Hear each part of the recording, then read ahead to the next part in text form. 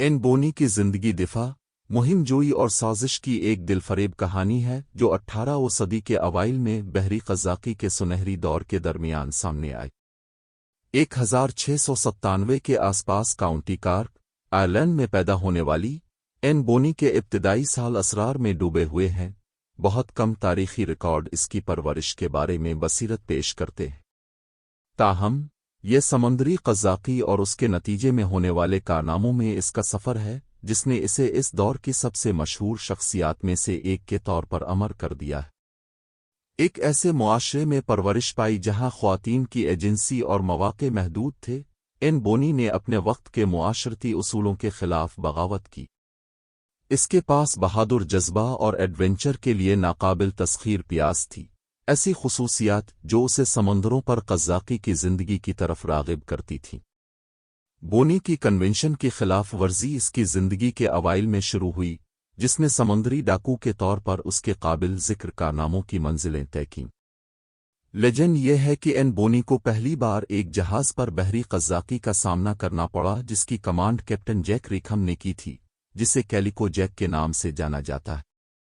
ये रिकहम के जहाज़ पर सवार था कि बोनी का समुद्री कज़ाकी का रास्ता वाकई खिलना शुरू हुआ। मर्दों के ज़ेर तसल्लुत पेशे से लाहिक खतरात और चैलेंजों के बावजूद बोनी ने जोश और अज़्म के साथ एक समुद्री डाकू की जिंदगी को कबूल किया। बोनी के बेबाक जज्बे और शदीद बर्ताव ने जल्द ही रिकहम के अमले में उसकी इज्जत और तारीफ हासिल की।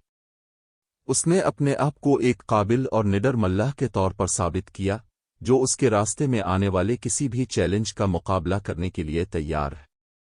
बोनी की रिकहम के अमले में शामिल होने के लिए अपने आप को एक मर्द का रूप धारने की आमादगी ने समुद्री डाकू तर्ज जिंदगी के लिए इसकी वाबस्तगी को मजीद वाज़े किया। इस अमल में समाजी उसूलों और तवक्कुआत को चैलेंज किया गया। कैप्टन जैक रिकहम के साथ एन बोनी की शिराकत पेशा वराना ताउन से आगे बढ़ गई। ये एक गहरा और पुरजोश रोमांस भी था। रिकहम के साथ बोनी के ताल्लुकात ने इसके अमले के एक नुमायां रुकन के तौर पर उसकी पोजीशन को मुस्तहकम किया और उसकी साख को एक निडर और मजबूत समंदरी डाकू के तौर पर मजीद मुस्तहकम किया। एन बोनी से मुताल्लिक सबसे बदनाम वाक़यात में से 1720 में पेश आया जब रिकहम के जहाज़ विलियम को बरतानवी बहरिया ने अपनी गिरफ्त में ले लिया। उनके खिलाफ ज़बरदस्त मुश्किलात के बावजूद बोनी ने साथी खातून समंदरी डाकू मेरी रीड और बाकी अमले के साथ एक शदीद मुज़ाहमत की।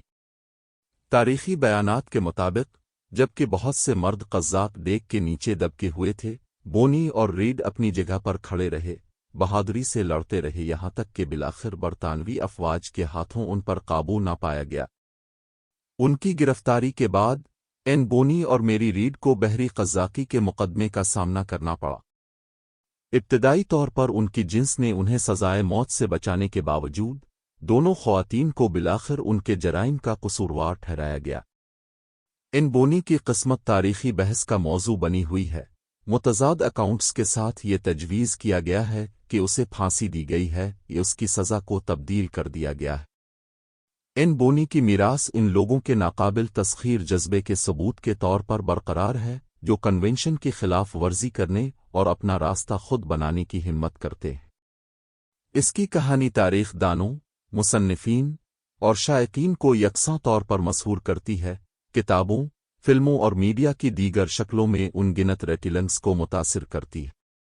बहरी कज़ाकी की तारीखों में एन बोनी हिम्मत और दिफा की अलामत के तौर पर खड़ी है। एक याद दहानी के आज़ादी का हुसूल अक्सर बड़ी कीमत पर आता है।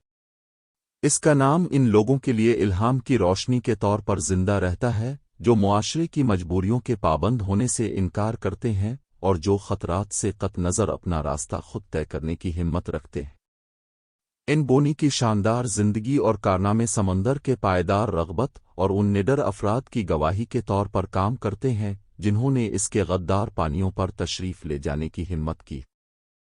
तारीख के सबसे अफसानवी कज़ाकों में से एक के तौर पर उसकी मीरास इस बात को यकीनी बनाती है कि इसका नाम आने वाली नस्लों तक याद रखा जाएगा और मनाया जाएगा।